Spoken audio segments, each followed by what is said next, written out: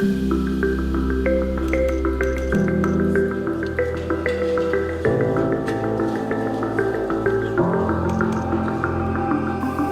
avec un profond sentiment d'honneur et de responsabilité que je prends la parole aujourd'hui, à ma qualité de président de la Confédération AES, à l'occasion de l'ouverture solennelle de la première session confédérale du Conseil des ministres de l'AES. Nos trois États, confrontés à des défis similaires, tant sur les plans sociopolitiques et économiques, ont fait le choix souverain de mutualiser leurs efforts, l'objectif étant d'apporter une réponse globale et coordonnée aux grands enjeux nationaux et transnationaux afin de bâtir un espace stable et apaisé, favorable au développement et au plein épanouissement de ces populations.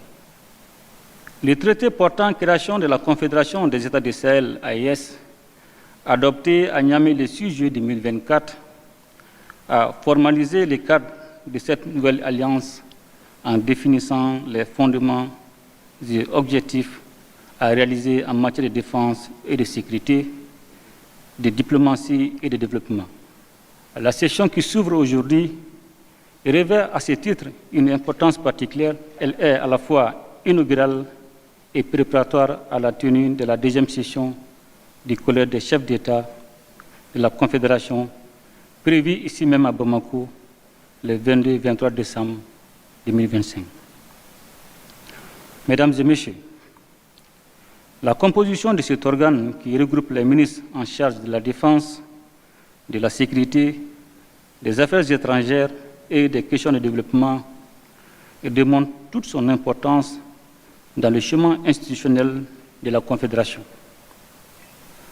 Les points inscrits à l'ordre du jour de cette première session confédérale du Conseil des ministres sont nombreux et portent sur des domaines de grands intérêts pour le futur de la Confédération. En effet, il vous sera demandé d'examiner certains documents, notamment le rapport d'activité sur la mise en œuvre de la feuille de route de l'A1, les projets de protocole additionnels devant régir chacun des trois piliers, ainsi que les sessions confédérales des parlements. Il vous reviendra également d'approfondir les réflexions sur les acquis et les perspectives de cette alliance pour diligenter la réalisation des objectifs du traité conformément aux orientations du Collège des chefs d'État, et particulièrement en matière de sécurité, de développement et de renforcement de notre position sur la scène régionale et internationale. Mesdames et Messieurs les ministres, l'examen des différents projets de protocoles additionnels est une étape indispensable à leur adoption au cours de la deuxième session du Collège des chefs d'État.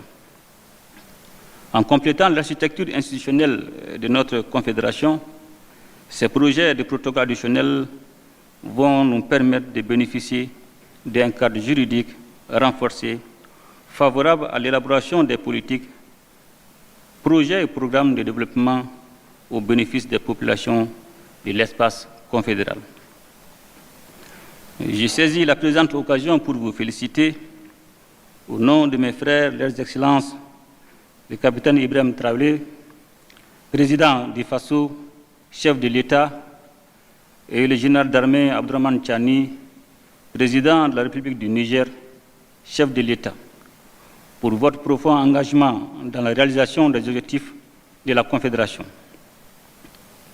Je salue également, avec une profonde admiration, le courage, le professionnalisme et la détermination de nos forces de défense et de sécurité qui, au péril de leur vie, défendent nuit et jour l'intégrité de nos territoires et la sécurité de nos concitoyens. L'Afrique, et en particulier l'Afrique de l'Ouest, est unie par une histoire pluriséculaire, une culture partagée et une géographie commune. Nos peuples sont naturellement appelés à vivre ensemble dans le respect mutuel, la solidarité et la fraternité. Ces liens historiques doivent transcender les contingences géopolitiques et demeurer au cœur de nos politiques régionales. Dans cet esprit, notre Confédération s'est engagée à promouvoir un espace de libre circulation des personnes et des biens au bénéfice de tous les ressortissants de l'Afrique de l'Ouest. C'est sur ces paroles d'unité, de responsabilité et d'espoir que je déclare ouvert les travaux de la première session confédérale du Conseil des ministres de l'AES. Vive la Confédération des États du Sahel, un espace, un peuple, un destin. Vive l'unité africaine, qu'Allah bénisse notre Confédération. Je vous remercie.